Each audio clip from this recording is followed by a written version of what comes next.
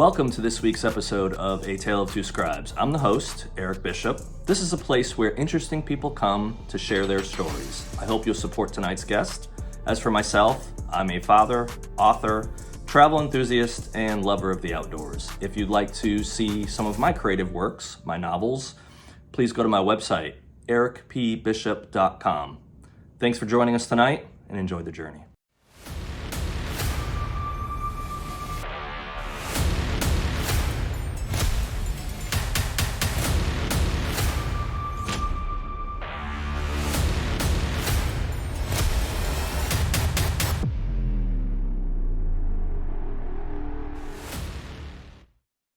Welcome to another episode of Tale of Two Scribes. Tonight I am super excited to have Carolyn Sophia Skowron with me. Hello, Carolyn.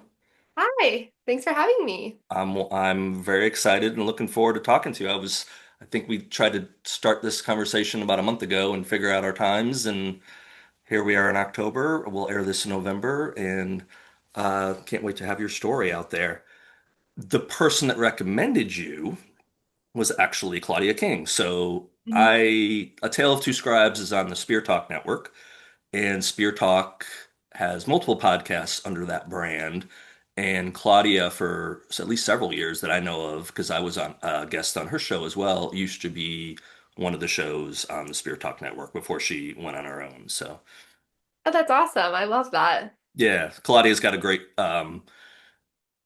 not a great background in the sense of what happened, but what she was able to do with just a horrific incident in her life, and how she's able to take something absolutely horrible and find a positive in it and bring other people forward so they can share their stories.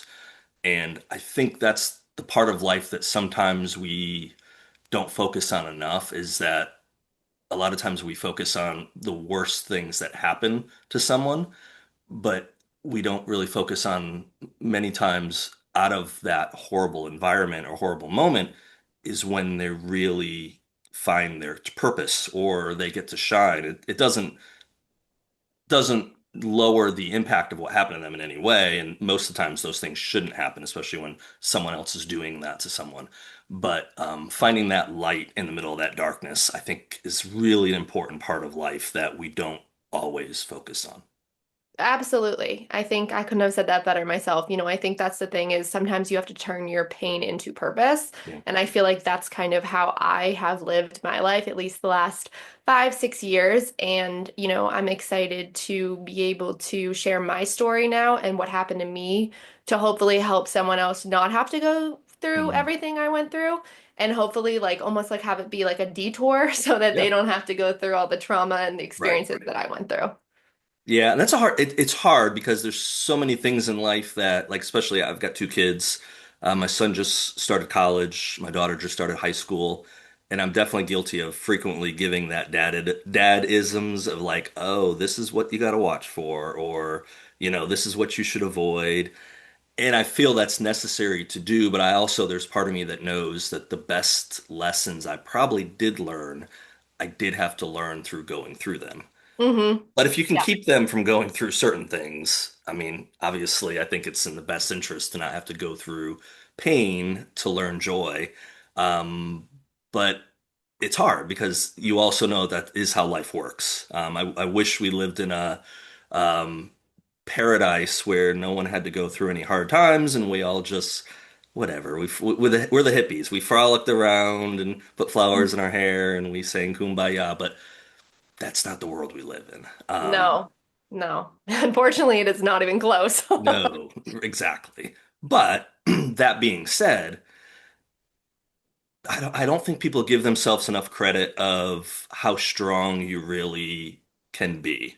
Mhm. You're not always going to be strong, but you have an inner strength. I think everybody has an inner strength. Some people's is stronger than others, but you have an inner strength that you can draw on, whether it be your faith or whether it just be learning from difficult times. And if you can find a way to dig into that inner strength and harness it, I think anything is possible in life. There's Yeah. very few things you can't accomplish, and that's what I, again, try to tell my kids. I also tell them, look, you're not going to be LeBron James and go, you can't grow a foot and a half and probably win a bunch of NBA championships.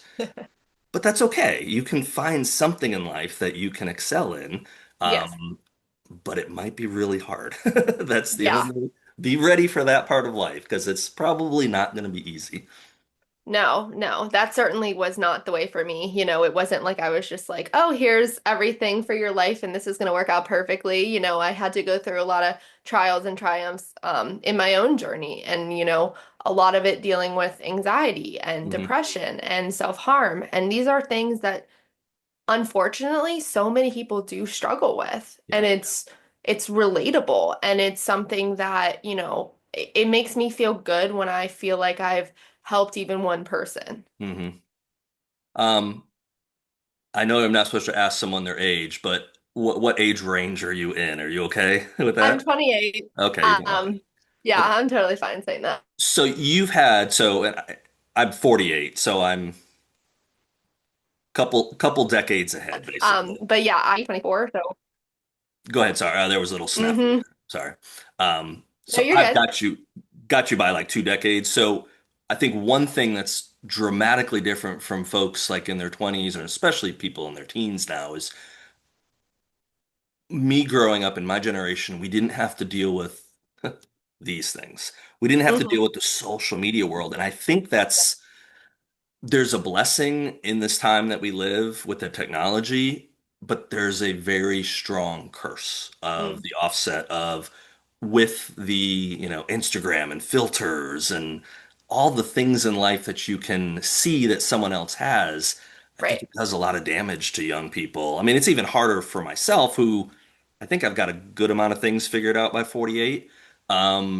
I definitely don't have a lot of it, but I got a decent amount figured out. I couldn't imagine going through a teenager and seeing people my age driving around in a sports car and going on trips to Paris or getting their parents' credit cards and getting to charge up whatever they want. It's just like, man, in the 80s and 90s is a little, for most of us, it was kind of a little bit more blue collar.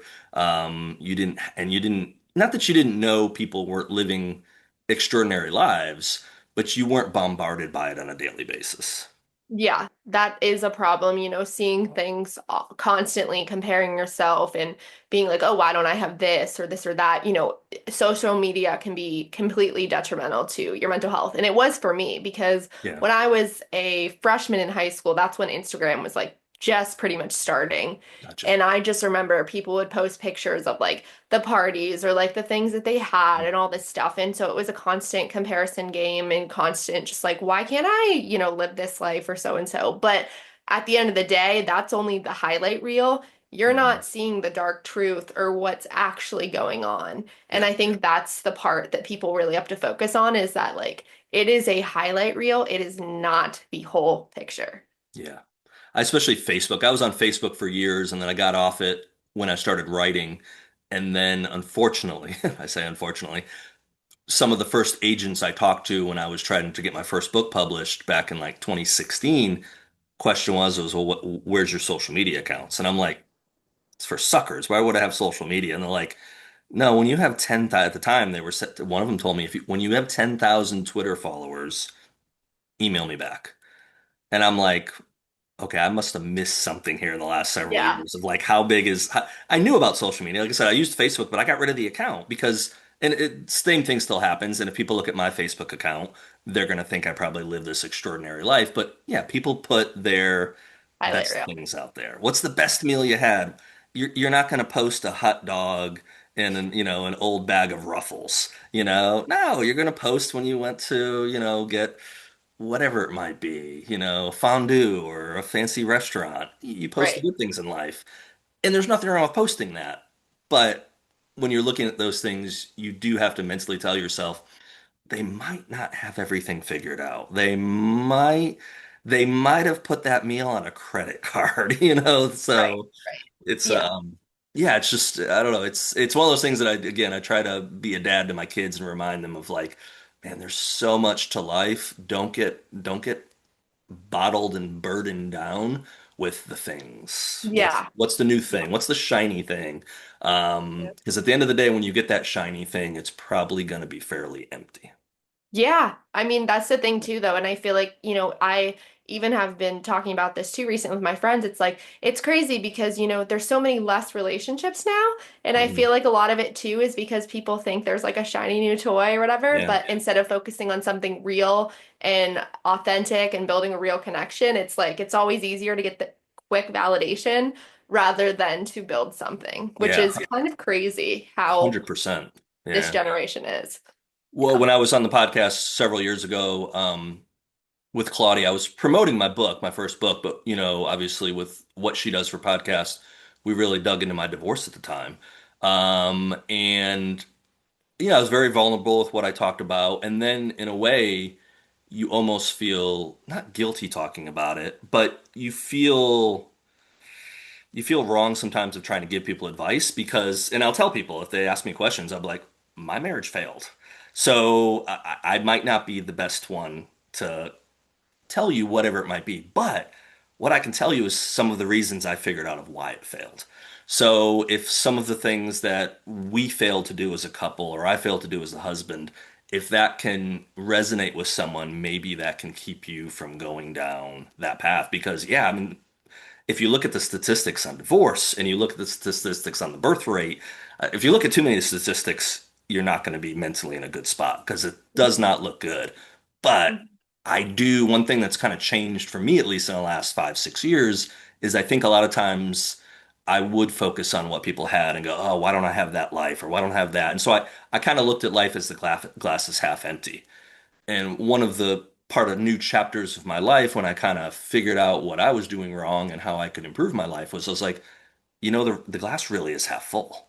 Mhm. It really is. And the more time you can focus on that and kind of make that a priority in your life of saying, hey, I need to be grateful for all this stuff I have. Nothing wrong with looking and saying, hey, it might be nice to get this. And, we were talking offline about just going to Spain. Super amazing experience, super blessed. I've been home now for 3 weeks though, or it's 2, 3 weeks or whatever now. It didn't fulfill my life. I wasn't like, well, I went to Barcelona. I don't have to do anything anymore. It's like, no, it was momentary joy, but I want to go on the next trip. And that's part of our hard wiring, I guess you could say, or in our almost in our DNA of you're never really satisfied. Yeah. Which is a dangerous place to be because especially with like relationships, that person, and that's one thing that I have told people over the years. It's like if you can't find um, joy, you can't find happiness inside you, no one's going to give that to you. Yeah. That person might make you feel good for a period of time, but you'll suck them dry. So, Yeah. how do you find happiness? What do you find joy in? Focus on that, and then hopefully you can push that out. You can give that to people. But if you're just trying to find people to fill that vessel, Right. it's not, it's a It's short like just term. dating to date or just like wanting to be with someone so you're not alone kind of thing. Yes. Yeah. Yeah, Yeah. absolutely. A Which and lot I of learned people. that I learned that lesson the hard way. Well, I didn't learn that lesson the hard way. That was actually ended up being some of the best advice. I'll tell you a quick story. Best advice I'd got when I was going through my separation, and I knew there wasn't going to be a way to fix this. And I met someone through the writing world, and we were talking a bunch. And he told me, "Hey, do me a favor. After your divorce, spend for 2 years, do not date anybody. Don't get on social media apps. Don't go out chasing women. Don't do what so many guys do. He said, figure out who Eric Bishop is. Mm. Focus on your writing. Do some traveling. Do whatever. And so I did that. So got divorced in March of 2021. So almost 4.5 years plus now. First 2 years, I didn't touch a dating app. I didn't think about dating. I didn't do anything.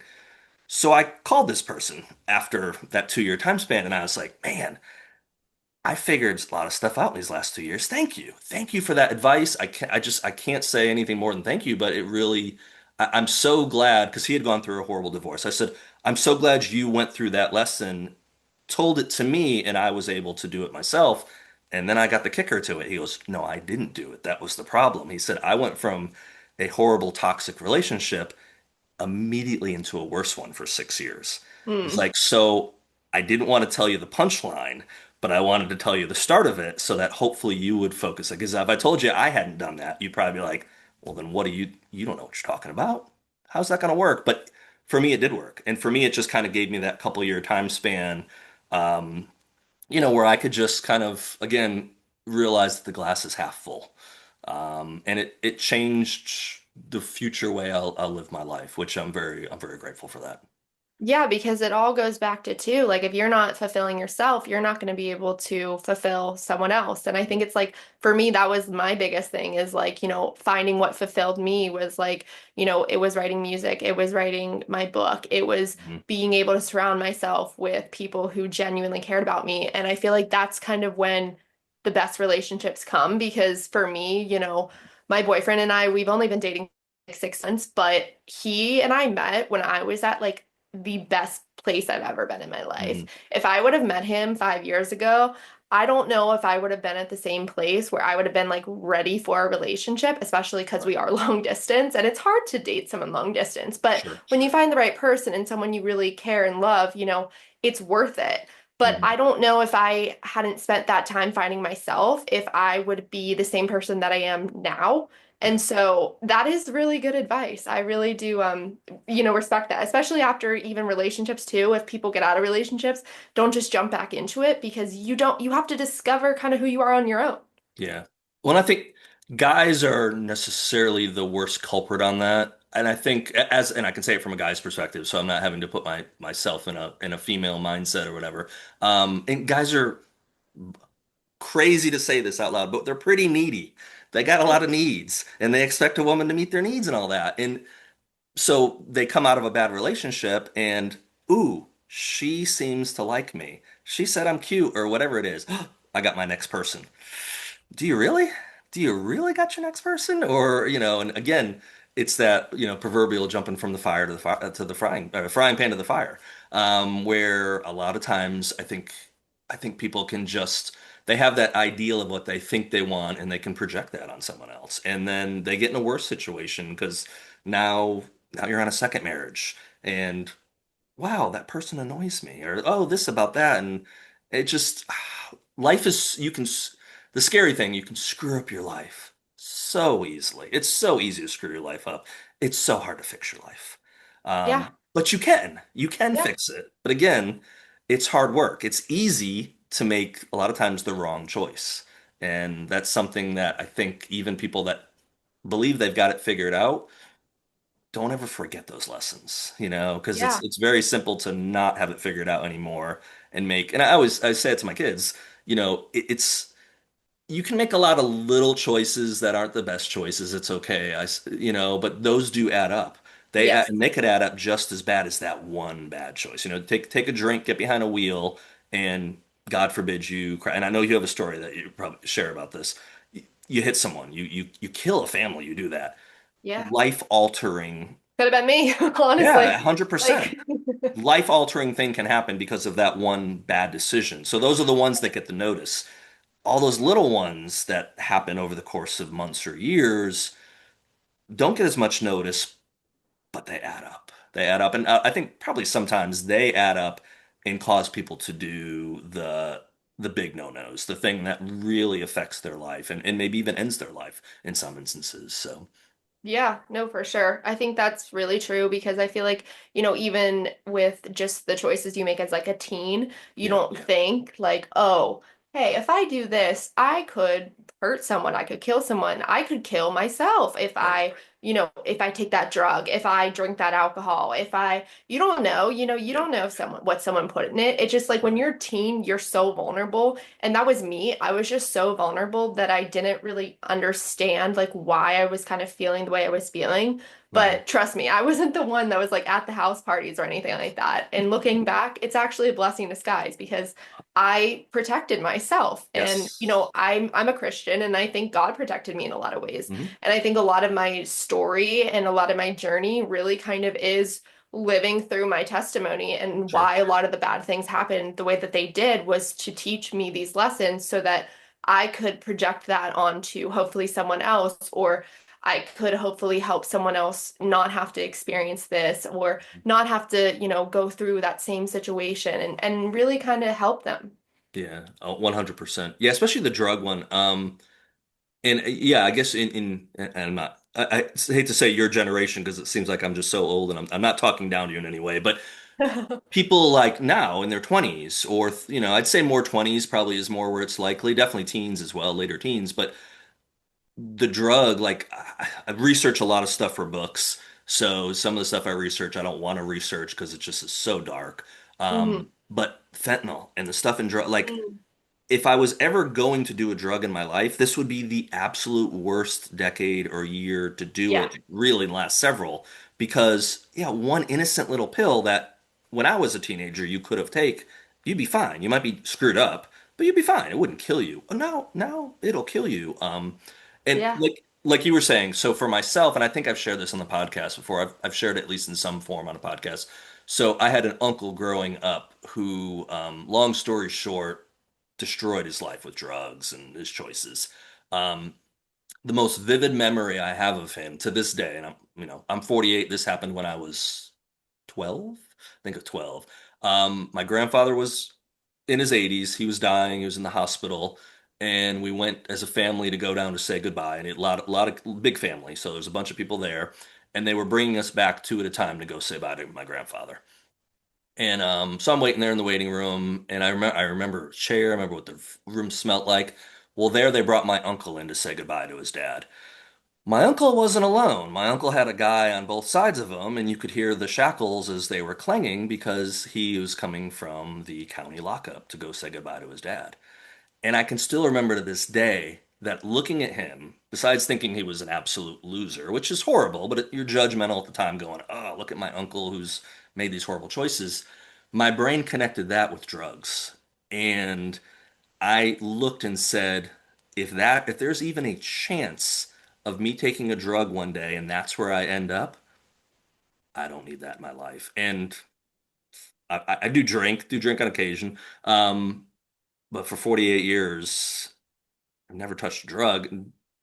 Don't have any intention ever to. I've learned to not use the word never because it's bit me in the butt a few times in the last 10 years or so, but probably as close to never as I can get because it's like, what's the purpose? yeah, If one, and now especially, not that I'm going to end up like my uncle who lost his life eventually with what he did, but now there's a high probability, or at least some probability, that I could lose my life just by taking some sort of a recreate, maybe not with marijuana, but with any kind of drug that's been processed yeah, because yeah. maybe it came from China and there's a little extra thing in there that is going to kill you. And what, 100,000, I think, a year die of accidental overdose somewhere in the neighborhood, 60 to 100, whatever the number is. It's insanely high at this point. And it's just, again, that one poor choice where you think is fun. Your friend gives it to you, you're at a party or whatever. The consequence to that can be fatal. Yeah. That's why, like, when you're growing up too, it's like, finding who you're surrounding yourself with and making sure that you're surrounding yourself with people who are Yeah. making good choices is so important because, I am not a mom yet, but when I have kids, I'm going to be like, listen, like, you can go out with your friends if I know who they are. I need to Yeah. meet them. It's like that was kind of like how my parents were too. Like, they had to know who my friends were and all that stuff. And it's kind of like it was a protection thing in a way Mhm. because it was just kind of, protecting me from making anything, if God forbid I would have done something when I was 16, Yeah. who knows how different my life would be now? Or maybe I would have been 16, done something once, and then God knows how my life could have been, or if I would even be alive. And Mhm. so I'm just thankful that that was not a part of my story and my journey. But I will say that, binge drinking was when I was really depressed Mhm. and I was not in a good place, I would go and get blacked out all the time. That's not really something I've fully like talked about much, but it is. It was something I kind of tried to do to cope through the depression, the Yeah. anxiety, like especially in college. That was kind of like my downfall for Yeah. sure. Mine was during my separation. Friday nights, the weekends I wouldn't have my kids. Friday nights, I would get myself pretty well lit up and I would stumble back to bed at some point, wake up with a hangover a lot of times. And Yeah. I realized fairly quickly, especially after everything settled down, I was like, I think social drinking and social being like, okay, I'd like to have a drink. I've done it the last 2, 3 years now. I'll always start January dry. Mm. And what I do is I ask myself at the end of January, are you cool? Can you go another month? Or would you like a little Tito's and lemonade, or would you like to have a Guinness or whatever? In Yeah. my brain, if my answer is like, kind of be nice to have a beer, then I don't drink again for another month. And I kind of like test myself that way of saying, That's I don't smart. want it to become a crutch because it was a Yep. crutch for a period of time. I don't want it to control me. Bad enough, my morning coffee probably controls me. Absolutely. Although I only had one cup today, I was a pretty good boy. But yeah, anything like that. So I think this year I went until April. Yeah, April. I had a golf trip. I go with a golf trip with friends every year. And I think I even told one of the guys a couple weeks for the trip. I haven't drank anything this year. I haven't decided if I'm going to or not. And he's like, "Oh, dude, you're drinking on the golf trip." But that part of my brain from when I was a teenager, I had a lot of peer pressure on stuff. And I was the jerk that would automatically say, "Oh, if you want me to have marijuana or whatever, fill in the blank, I won't do it just to spite you at that point. I mean, you're not telling me what to do with my choice." So Yeah. when my buddy was Reverse like, psychology. yeah, so my buddy was like, "Oh man, you got to have something on the golf trip." My brain said, "Guess we're going till May this year." I got there, we were hanging out, and I just said it kind of said to myself, "Okay, what's your purpose of not drinking at that point? Are you trying to prove a point, or do you have a drink with the guys? You haven't seen them in a year." So I did. I had a couple drinks over the course of 3 or 4 days. One and done. I was fine with it. It was an enjoyable experience. But then I'll go back again for months here and there and just say, "Hey, I'm good. I don't need a drink. I don't stick to water and coffee in the morning and maybe a little lemonade here and there." But what's your reason for having what fill in the blank, whatever it might be? Mocktails are better, honestly. I'm not gonna lie. I'm such a mocktail girl. I will take a mocktail any day over that. I make a pretty good margarita, so I don't know. I like my whatever brand. Now I'm totally drawn. Terramana, whatever the Rock sells, Terramana tequila. It's actually pretty good stuff. But again, I'll maybe once every 2 months or so, I'll be on like won't have my kids. It'll be a pizza night, and I'll be like, margarita sounds good, but it'll be one margarita. It won't be like 4 or 5 years ago The when I whole was pitcher. yeah, 4 or 5 years ago, I would just like pour the Tito's in and then I'd pour a little lemonade and then I do that a couple times. And before I know it, I'm asleep on the couch and I'm feeling it. So yeah,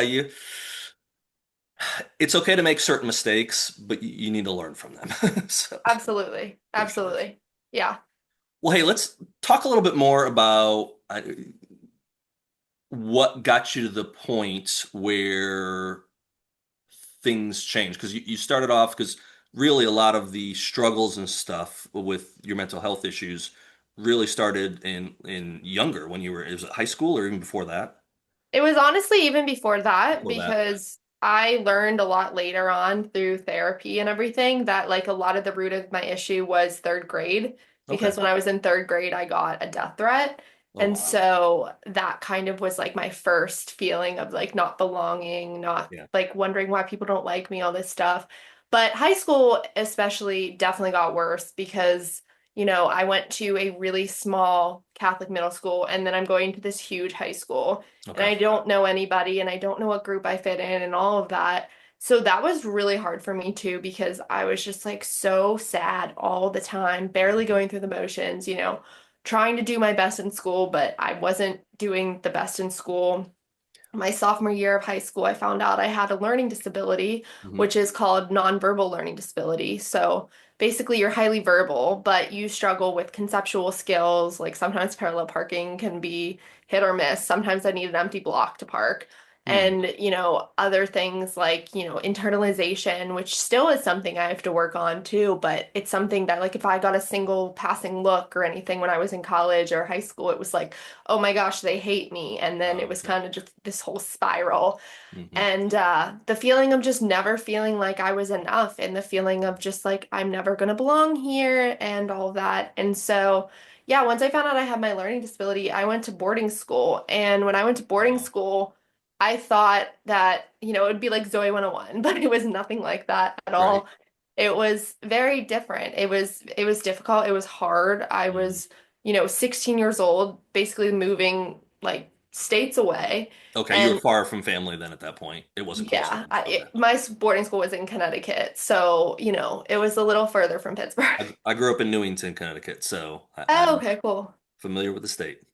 Yeah. So, I did that and, thought that that was gonna, I mean, it did help me, it got me into college and everything, and that was Mhm. great. But when I got to college, I thought it was going to be the best 4 years of my life, and it surely was not. I Yeah. was not coping in a healthy way. And basically, I was self-harming a lot, Mm. and I wanted to die like every day. Like now saying this, it makes me so sad that I was once in this really, really bad place. But yeah, I would, do that every day and just hate my life. And I would not take care of myself. I wouldn't go to the dining hall because I didn't have anyone to go with, so I wasn't going to Mhm. go by myself. Yeah. And, it was just, I realized pretty early on that it was the wrong decision for me. What was that moment? Was it the car accident, or what was that moment in college that you either found the help you needed or you had that moment where you realized I can't keep going on like this? So, my freshman year was when I had my almost attempt. Okay. And my best friend in the entire world, anyone who believes in God, talk about God. She randomly called me at that moment. And had she had not called me, I probably would be dead. Hmm. And I'm forever thankful for that. But then this kind of went ongoing for sophomore year and junior year onto senior year, Okay. where I finally kind of started to really take it seriously, take therapy seriously, and everything like that. Hmm. And it wasn't until the car accident that I was in, which was March of 2020. So Okay. this is like a 5 year gap in between. But I did struggle a lot throughout college. I struggled with kind of, body image issues. I struggled with over drinking because I was depressed, which Hmm. only made me more depressed. So Right. it really didn't help. And, I really did struggle with like who I was. Hmm. But yeah, my senior year, I got into that car accident and I grabbed my seatbelt seconds before the crash. Hmm. And I knew that there was a reason that I didn't go flying through the windshield. So that's kind of when I decided to really try to make something of my life and make a Hmm. difference to help people. And I think you said, or I read it somewhere, that it was a hit and run, so they never Yeah. caught, It was. They never found them. never found them. Nope. Mm. No, no. But it's something that also too, I've had to learn how to let things go. And Hmm. instead of holding on to that anger, I kind of have just said, you know what, God will take care of it. I Hmm. don't need to know, I don't need to see it. But, that's that. I'm not gonna like hold on to this for the rest of my life. I'm Yeah. gonna put this in the past, put it behind me and move forward because I think one of the best things that you can do from a past that's traumatic is move forward, but move Hmm. forward in a positive way and move Sure. forward in a healthy coping mechanism way. So I think that was kind of like what I did is I just kind of like realized that, I had my support system and Hmm. I had all the people around me that I genuinely should have known that I had the whole time, quietly holding me up even when I couldn't see it. Yeah. But I think it's just, when you're going through something that traumatic, it's everything. It changes your perspective because, Hmm. I could have been dead. Yeah. 100%. Yeah, I think well, it struck me when you said that about people holding on to their past, and your past is either going to define you or you're going to find a way to let whatever happened refine how you move forward. And it's easy. Again, it comes back to a lot of times what's easy. It's a lot of times it's easy to just dwell on it. I guess it would be considered a victimhood mentality of whatever's Yeah. happened to you in the past is going to define exactly what you are again in the future because you're almost stuck in a loop of just Yes. constantly dwelling on what was me? Why did this happen to me? And that's why a faith system can really uplift people, and people that don't have it, I don't know how they cope. I don't know how they deal with it. But Yeah. so often, though, you're always trying to look back. So people find themselves trying to look back and find why something happened, and at some point, you have to realize it happened. I can't change what happened. That's one of the things I try to tell people, try to tell the kids, is like, whatever happened in the past, you can't change. You can change today. You can change what you're going to do tomorrow. What occurred yesterday, it's in many ways irrelevant Yeah. because it's part of your past. So Yeah. learn from it. If you made a horrible decision yesterday and it didn't ruin your life at least, and you have today to be able to make a better choice, well, then that's what you need to take away from what happened. But then let that go. Don't let that be the defining thing that you always go back to. Just because from your own mental stability, that's not a healthy pattern to live in. Yeah, I think that's something I had to learn too is, letting go of the past and moving forward to a brighter future. Mhm. And I think that it's so much easier said than done because you do have to disrupt your negative thoughts or your negative spirals, and Yeah. you have to kind of take accountability and be like, Yep. listen, like, I don't like what I'm doing. I don't like the choices I'm making. I've made mistakes, I've messed up, but I also understand that I'm going to do better tomorrow and then the next day. And continue in a way of like, I'm not going to beat myself up. I'm going to give myself grace. Hmm. I could easily beat myself up for everything that I did when I was going through those times, but Sure. I can't, but I'm not going to because I know that I've learned so much about myself, who I am as a person, who I Hmm. am now. I wouldn't say that my past defines me at all. I think I've just grown into a stronger version of myself that I always kind of had underneath all of that. It's just when you're in that really depressed and terrible mindset, you're like, everything's going wrong, nothing's Right. going right for me. Like I hate life. I don't know why I'm even living. And, for me, everything also really changed too in 2020 when one of my best friends was diagnosed with leukemia. Mm. And it also kind of gave me this whole perspective of like, if you have your health, you have everything. Yeah. And I didn't really see it like that until that happened. And I was like, you know, there are so many different perspectives and ways to look at life, but I just realized how important and how thankful I was for my health, how Hmm. thankful I was to be able to walk from away from that car accident, to be able to still Absolutely. do working out, which I love, and being able to do things that I love and enjoy. And she's actually cancer free now, and it's a Wow. beautiful thing. That is, yeah. But yeah, but that was all God and that was all prayers. And, I'm just very thankful that she is, on the way to remission. Hmm. But it just, when something happens to someone you love, it will also change your perspective of everything because you 100%. suddenly realize that not that more people have bigger problems, but you see things so differently and you appreciate the little things that you might not have appreciated before. And Yep. that's why I also try to practice gratitude a lot Hmm. because I try to focus on like being grateful for what I do have and not so much about what I want, Right. but what I have right now. Yeah. I actually got two different book series out. And the main series, the one that's kind of been the one that's kind of got me the most attention and stuff, the third one just came out this summer, and I dedicated it to a friend of mine who was a college friend. And I talk about it in the background in the acknowledgments. I tell a little bit of his story. So he passed away in 2016. Um, and I met him in college through a mutual friend, who's one of my closest friends still to this day. And you wouldn't know by talking to him that this individual had this horrible disease. It's a disease that handful of thousands a year get diagnosed with. But I mean, for 8 billion people on planet Earth, it's extremely rare disease.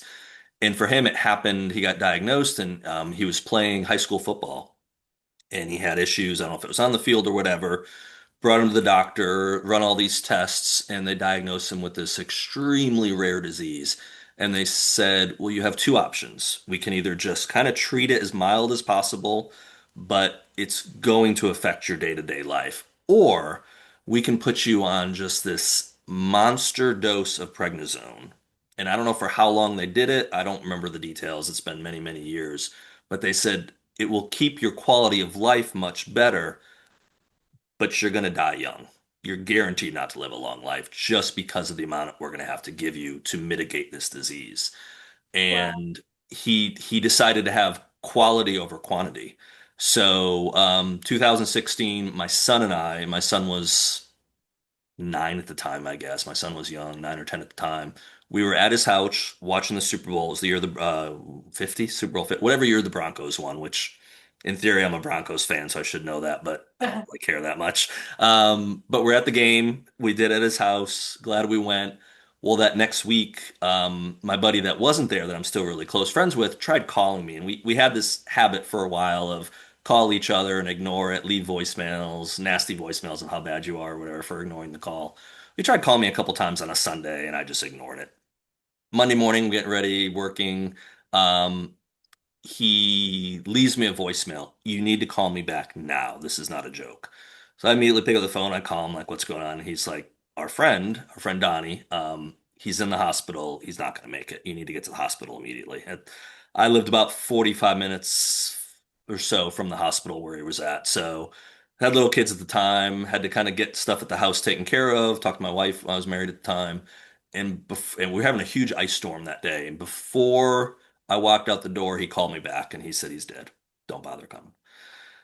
And I was just like, I was so distraught. He wasn't like the closest friends in my life, but I was just with him. He's 40 years old.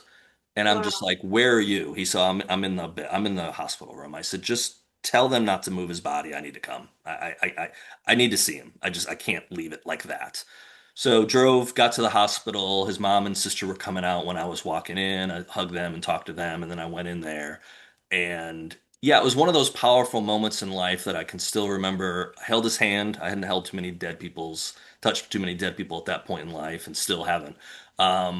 But I just sat there and cried and prayed for him. And he was a believer.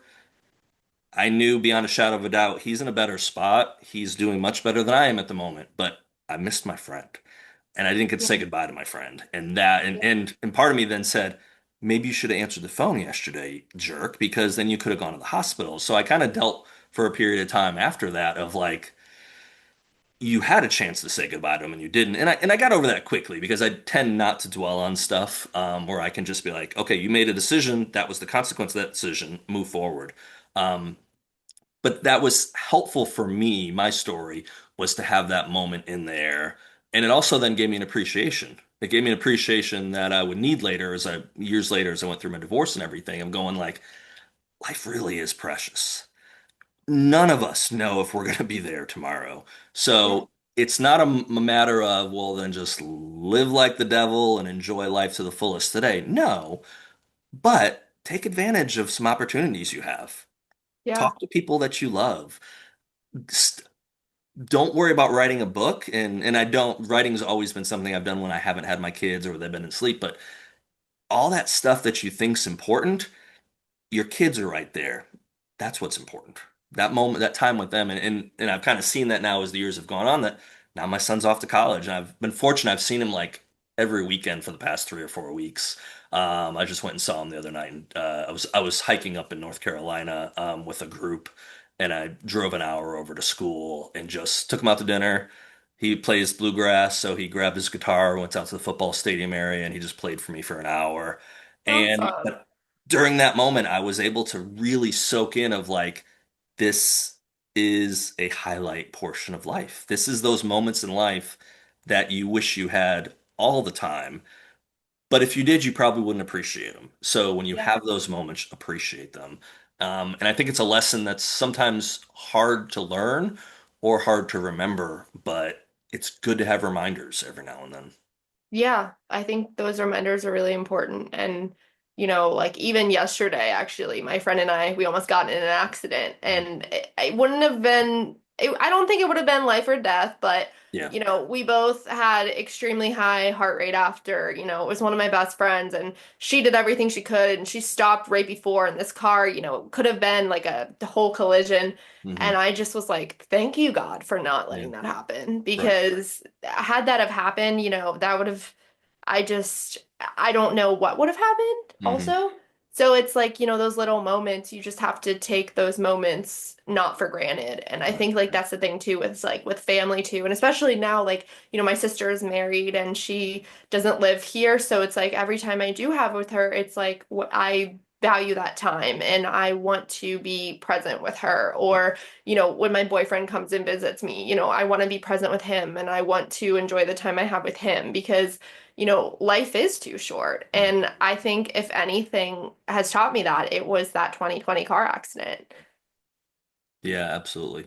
Um, Transition here a little bit, but so what was the impetus to write Unbreakable, and what was the process like for you to say, I've got myself in a spot where I've really learned some valuable lessons. I'm going to write a book. How did that come about?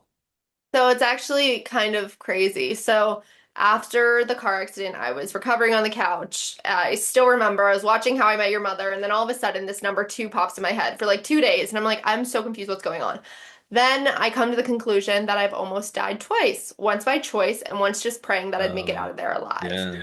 That's when I knew that wasn't a coincidence. I knew that meant something. I Hmm. actually had a friend write a book years ago, and she said that I should write one. And I was like, no, I don't want people to know that's really, exposing my life, whatever. Sure. Well, fast forward to that, and I call her, I'm like, do you think it'd be crazy if I wrote a book?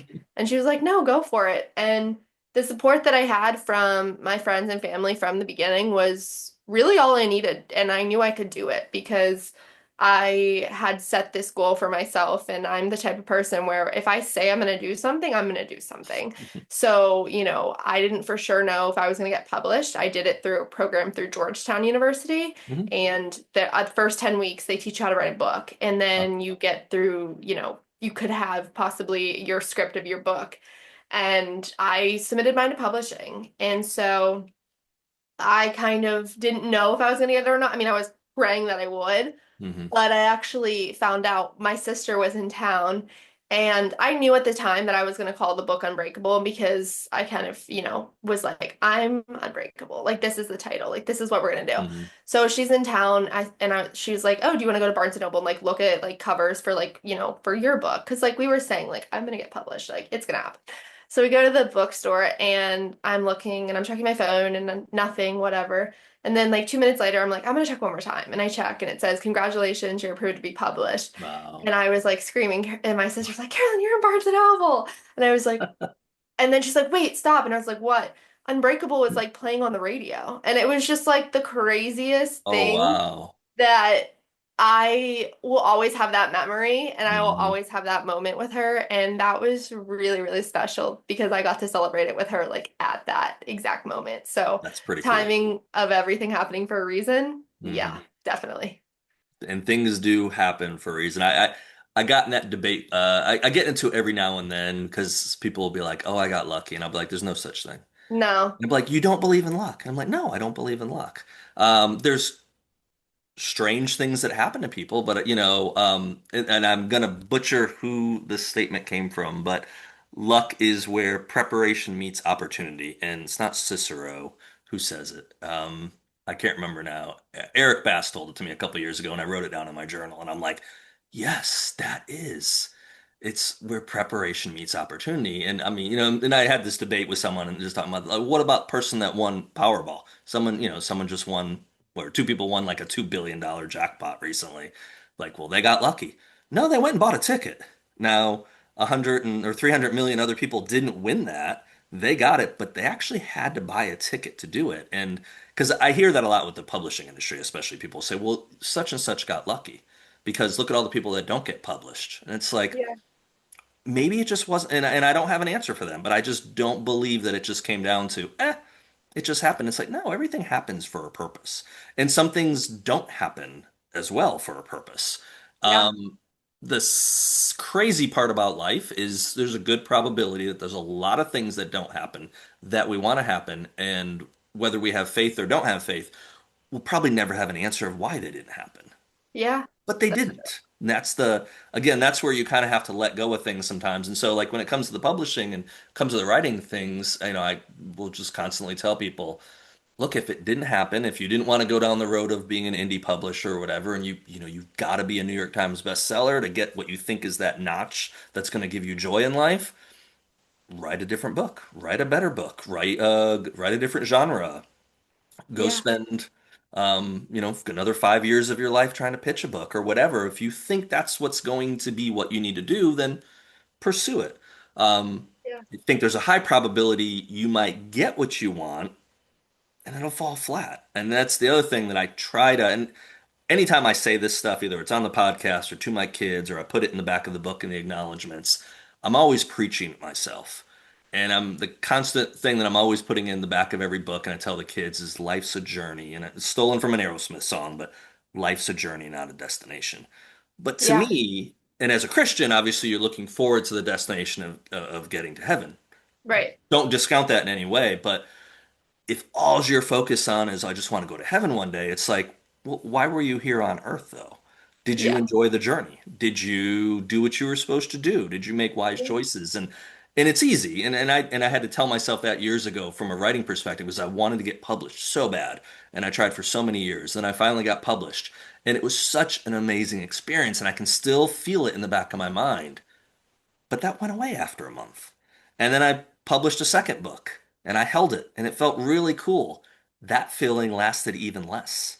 And it's just like, well, yeah. And I just, it reinforced to me that thought process that I constantly am telling to others, but really preaching to myself. It's like, it's the journey to, it's the journey to get to hold one of these books in my hands. It's the journey Yeah. that, Yeah. that is what you really want to enjoy. The Yeah. destination, eh, it's probably not going to fulfill you. You're not going to be like, again, like we talked about a little while ago, Barcelona, super cool trip. Okay, I want to go somewhere else now. Well, Yeah. you just went to Barcelona, you greedy person.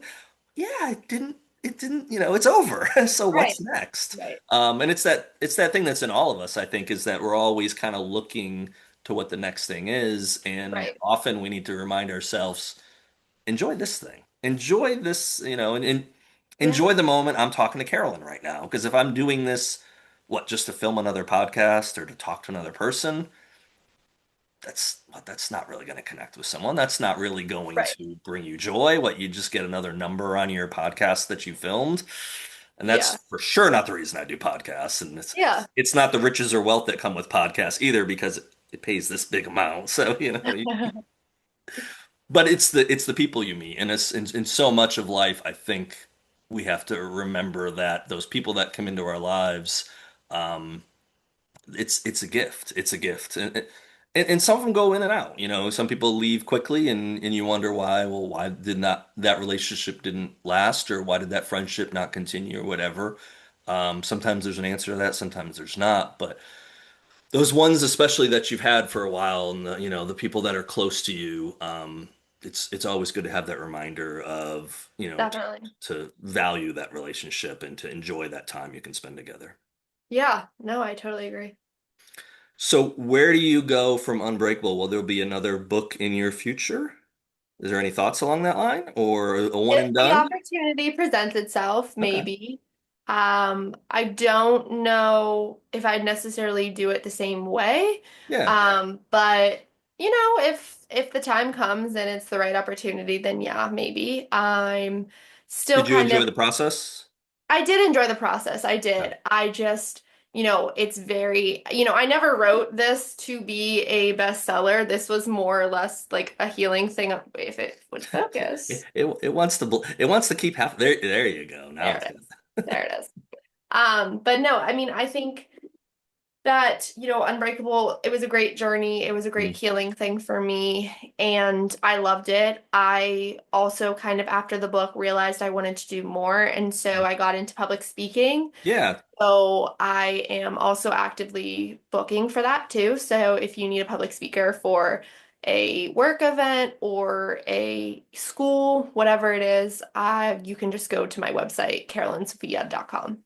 So let's talk about that for a second. How does that I've definitely done a lot of speaking when it comes to podcasts or interviews or my brother actually I don't talk to him very often and he called me to give me some details on the wedding this coming weekend and at the end he goes, I got a favor to ask. And I was like, yeah, what's up? And he goes, do you mind like giving a speech at the rehearsal dinner? I'm like, yeah, sure. Okay. What do you want me to talk about? And he's like, yeah, no, just talk about growing up because he's much significantly younger. I'm old. I'm 40. I don't feel like I'm old, but I am old. 48 or older. He's 30.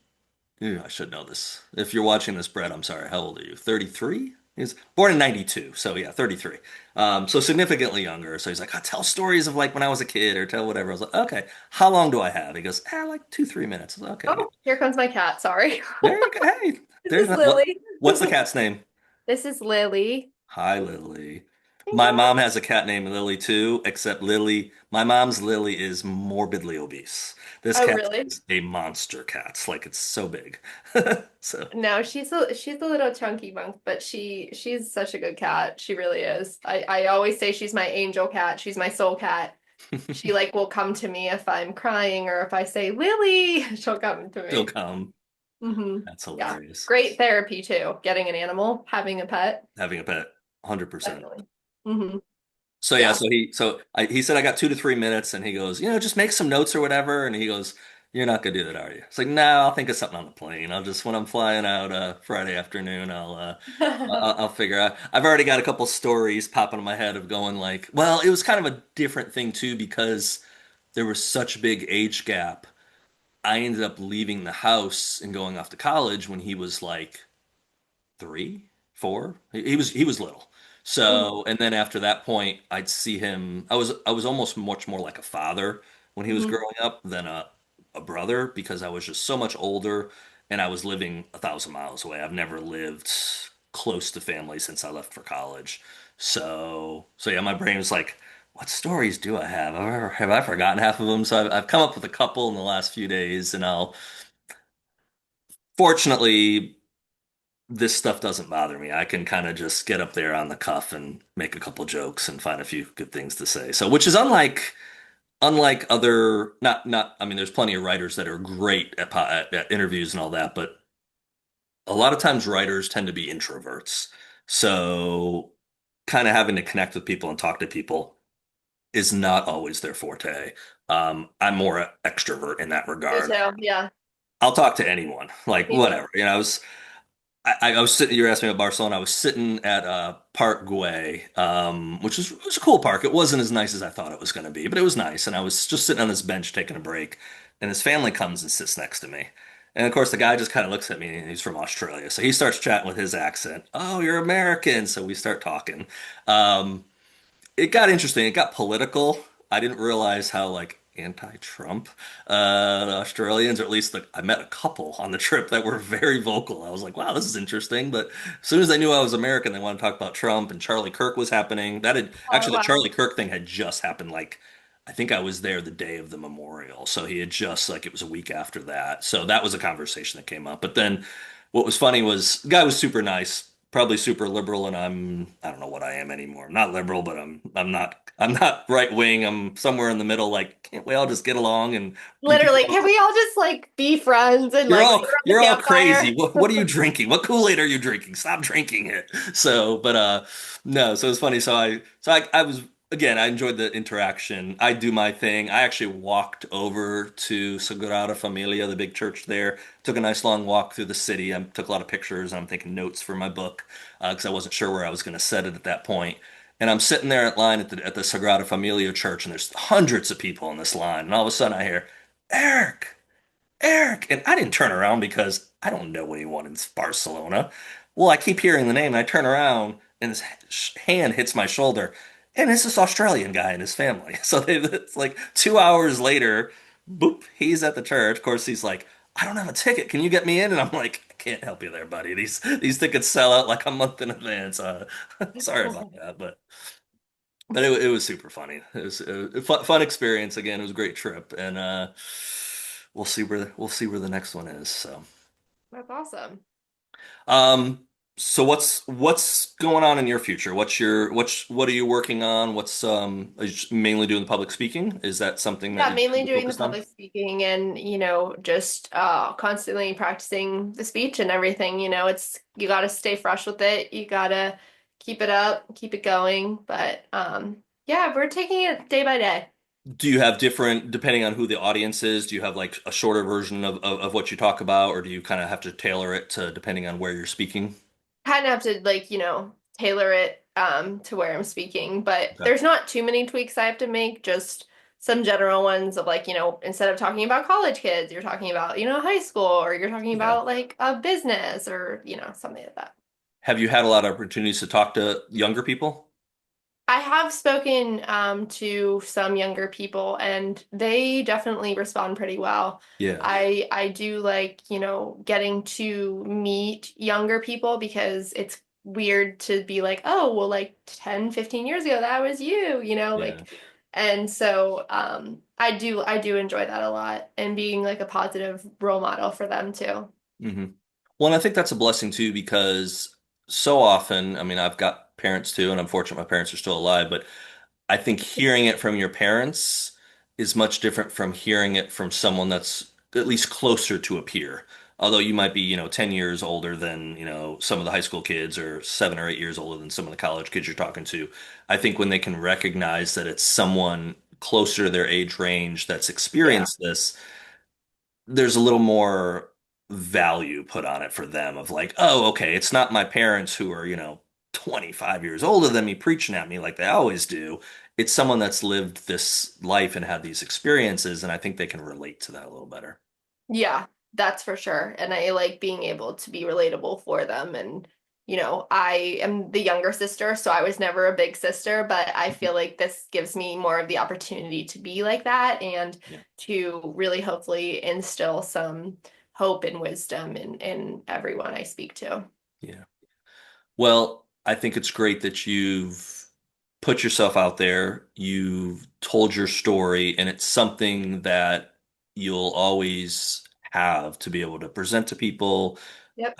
You get married, have kids at some point, it's something your kids will be able to have as that shows part of your journey. Yeah. And